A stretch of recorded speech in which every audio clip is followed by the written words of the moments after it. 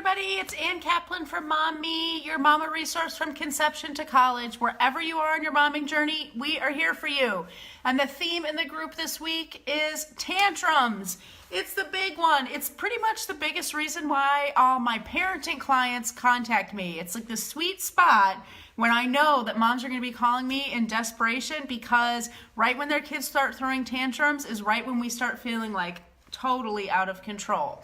But as I said yesterday in my myth busting video, it's certainly not just toddlers who are the ones who throw tantrums. Everybody throws their own kind of tantrum depending on how old they are and who they are, and parents and adults are no exception. So today is Wednesday. It's my baby mama day. It's the day that I talk to all you moms out there who are getting ready to have a baby, who are preparing for birth, maybe recently postpartum. And today, the topic of tantrums, it's so great to talk about this stuff with pregnant moms, but this applies to basically any adult who is feeling super tantrumy, whether it's that you're about to lose it on your kids, whether it's about that you're about to lose it in your life, that you're feeling overwhelmed, that you're overreacting to things, and you know that you're out of control, you know that you're acting in a way that's not going to serve you, but you just can't seem to stop yourself. That is what I like to call a mommy tantrum. And it could be something as simple as losing our temper and screaming at our kids, which, you know, we all do it. Even me, the parenting expert, I lose my temper on my kids. It does happen. So that can be a mommy tantrum. It can also be something which I also am guilty of doing in the past, for sure. Just making a knee-jerk reaction or decision that is maybe overzealous in the moment. Whether it's, that's it, no more screens, or that's it, you're not going to this birthday party, or whatever. That overreactive moment. And I can tell you some epic tantrums that I had, especially during my first pregnancy. So pregnancy definitely, for me anyways, exacerbates my proclivity for tantrums. So what can we do when we're feeling that emotional stuff? And the first thing I want to say to you is what I say all the time in this group when it comes to raising great kids, which is quit parenting, start modeling. And this applies to whether or not you already have kids. Maybe you're just pregnant with your first kid right now. It doesn't matter.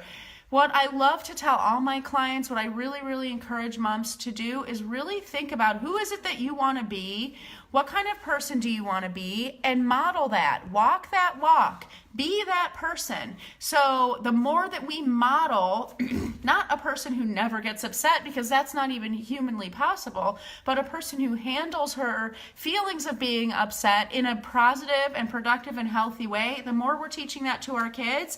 And if your kids aren't born yet, if you're pregnant with your first kid and you're watching this video, it's never too early to start walking your walk and being the person that you want to be when it comes to high emotion, so that you can actually stay and walk that line after your baby comes. Because even though pregnancy makes us really sensitive and emotional and tuned into ourselves, which thank goodness, because we need that for birth, having a baby pushes you even further. Believe it or not, if you don't have any kids yet, you will see soon enough that being pregnant might make you emotional, but having a child will push you over the edge sometimes. And I know there's moms in here that can back me up on that statement. So it's never too early to start modeling, not parenting, but modeling. So what does that even mean? It means if you've lost your temper on your kids, apologize. Tell them that that's not right and that you don't want to do that, and you're going to try your hardest not to do that. And do never make your child forgive you.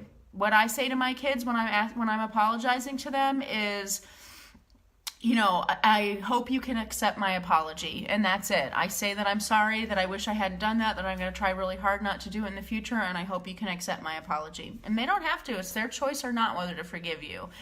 So that's tip number one. Apologize when you've made a mistake, whether it's to your children, your husband, your whatever. The more humble and real and honest you can be about your behavior, the better it's going to be for you and your family.